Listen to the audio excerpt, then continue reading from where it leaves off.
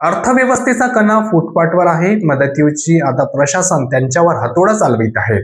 फुटपाथवरचे छोटे व्यवसाय करून स्वतःला कुटुंबाचा उदरनिर्वाह करणारे पथविक्रेते हे ग्रामीण व शहरी अर्थव्यवस्थेचा खरा कणा मानला जाते.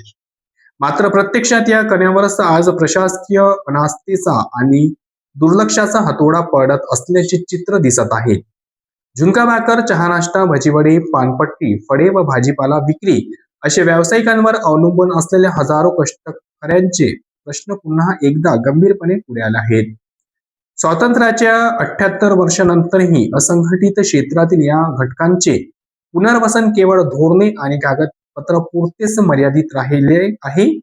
निवडणुकांच्या काळात आश्वासनांची रेलचेल होते, मात्र सत्ता मिळाल्यानंतर या पथविक्रेत्यांच्या हक्काबाबत ठोस निर्णय घेतले जात नाही, अशी नाराजी सर्वत्र व्यक्त होत आहे.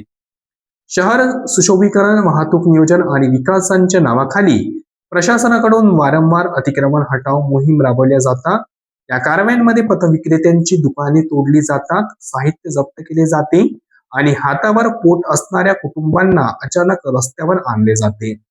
मात्र कारवाईनंतर त्यांनी पर्यायी जागा देणे, नुकसान भरपाई देणे किंवा पुनर्वसनाची ठोस व्यवस्था करणे याकडे दुर्लक्ष केले जाते. अशी व्यवस्था स्थानिक व्यावसायिक मांडत आहेत. ग्रामीण भागातून रोजगारांच्या शोधात शहरात आलेल्या तरुण असो किंवा पिढ्यानपिढ्या हा व्यवसाय करणारे कुटुंब, सर्वांच्याच आयुष्यात आज अनिश्चिततेची सावट आहे. वेळेवर कर भरणे, शहराच्या अर्थचक्राला गती देणे आणि नागरिकांना स्वस्त व सुलभ सेवा उपलब्ध करून देणे असे महत्वाचे योगदान देऊनही पथविक्रेत्यांना अतिक्रमणधारक म्हणून नेमले जात असल्याने तीव्र संताप व्यक्त केला जात आहे.